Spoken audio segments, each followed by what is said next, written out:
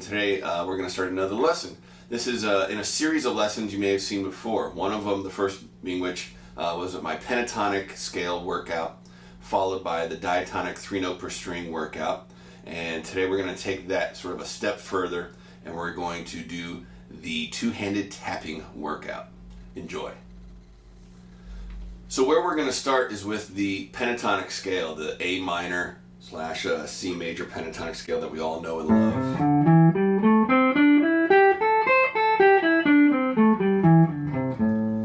In the cage system, this is called the G shape, and that's going to be what our left hand plays.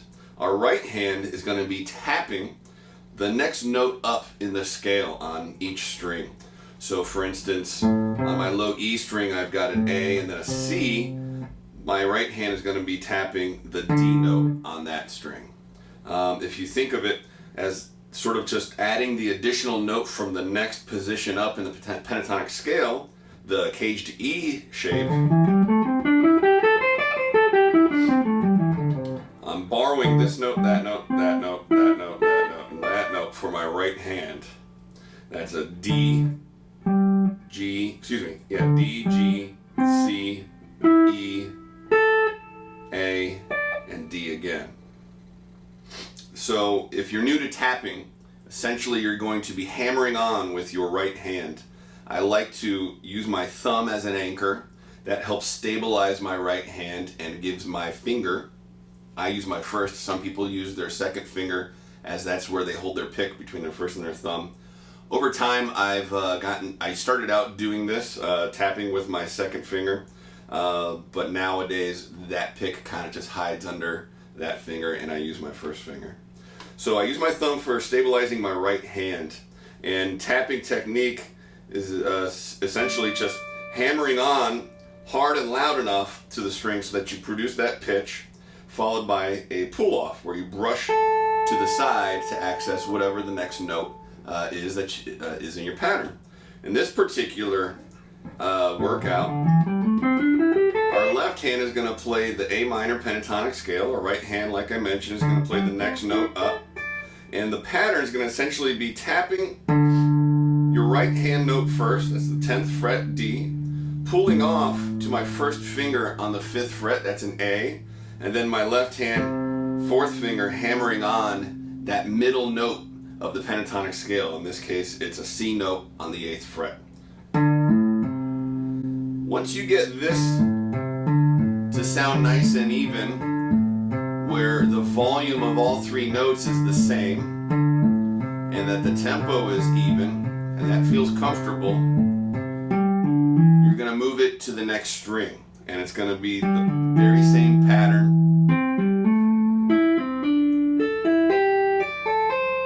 as before, as far as the order of notes: high note, low note, middle note, high note, low note, middle note. Before we start to dive into some of these sequences, you should get used to tapping across the whole pentatonic scale across all 6 strings. So essentially making your way across from the low E string up to the high E string and back. And once that starts to feel comfortable, the notes come out nice and even in volume, we can start doing the next sequence. But like the sequences we did in the pentatonic and the diatonic workouts, we're going to apply the same concept here for our tapping workout. So with this, we're going to do a 2-string sequence. I'm going to tap the E string and then the A string, and then I'm going to start on the A string, move my way over to the next string, the D string,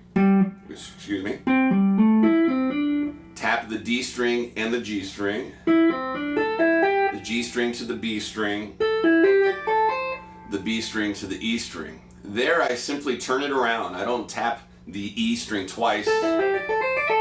You could. I like to kind of just move it in reverse. So when I get up there, I immediately turn the pattern around. So now I'm starting with the higher notes first, covering just 2 strings worth of notes, and then I start on the B string again, to the G string, repeat the G string, start the same tapping pattern on the D string, repeat that, take it to the A string, and then back to where I started. So all together, slowly, the pattern sounds like this.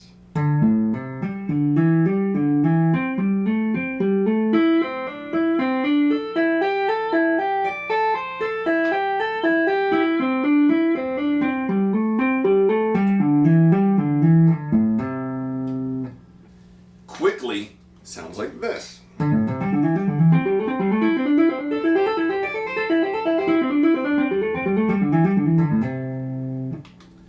Once you feel comfortable doing that, and I highly recommend using a metronome at a slow pace to make sure you're tapping nice and even and you're working your way up in speed, try this next 3-string sequence. So I'm going to take the same tapping pattern, high note, low note, middle note, high note, low note, middle note, but I'm going to cover 3 strings worth of notes. So here I'm tapping my low E string, A string, D string. I go back a string to the A string and I start over. 3 strings worth of notes. I go back a string to the D string and I start the pattern over. Going up 3 strings worth of notes, and then one more time for the G string to start. There I turn it immediately around just like I did before. I don't repeat the high E string, I simply go up 3 notes, or excuse me, 3 strings, and then go down 3 strings, and then the process happens in reverse in a descending fashion. So there I would now continue from the B string, across 3 strings worth of notes, back to the G string, descend 3 strings worth of notes, D string, descending back to the E string where we started. Slowly, it looks like this all together.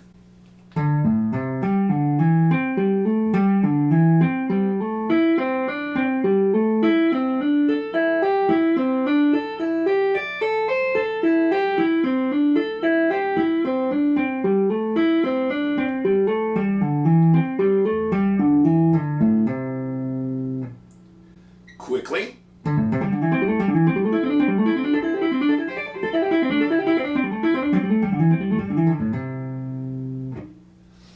Once you've gotten this worked up and you've practiced it slowly with the metronome and have brought your speed up to a point where it's comfortable, all the notes are coming out even in volume and tempo, the next part of our workout would be to do, just as we did in the previous videos, string skipping. So in this case, I start with the E string again, but I skip the A string and I go to the D string.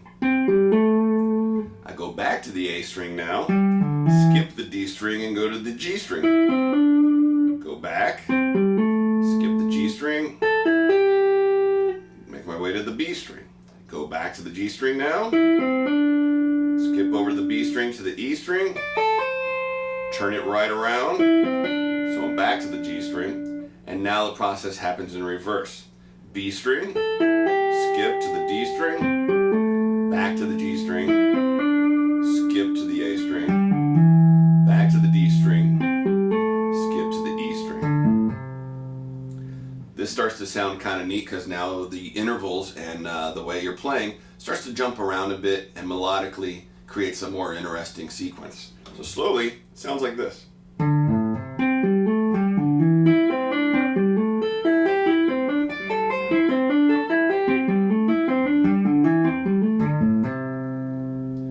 Quickly.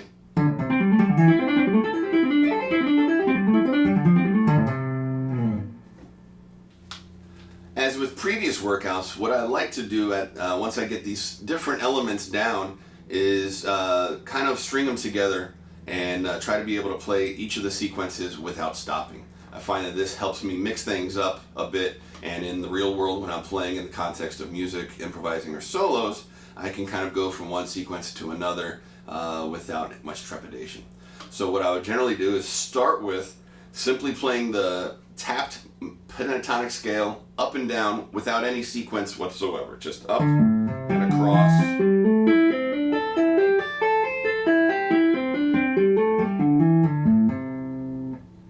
And then immediately follow that with the 2-string sequence we just did.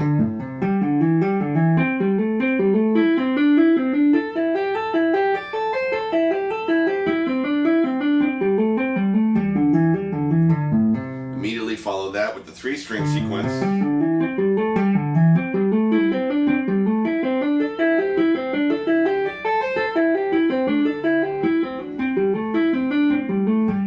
Followed by the string skipping.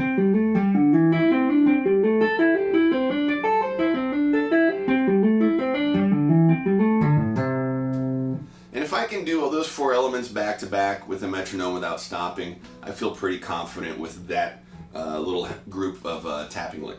And of course, what you want to do is take this and apply it to all 5 positions of the pentatonic scale. So once that feels comfortable, move your left hand up to the next shape, the E shape in the cage system, and your right hand is going to simply peck out the next note on each string.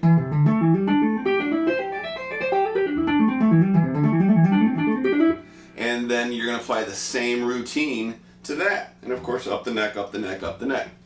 I find that once I've got that sort of nailed down and I have all those sequences done in all 5 positions, I'm pretty confident that I can tap my way around the whole neck.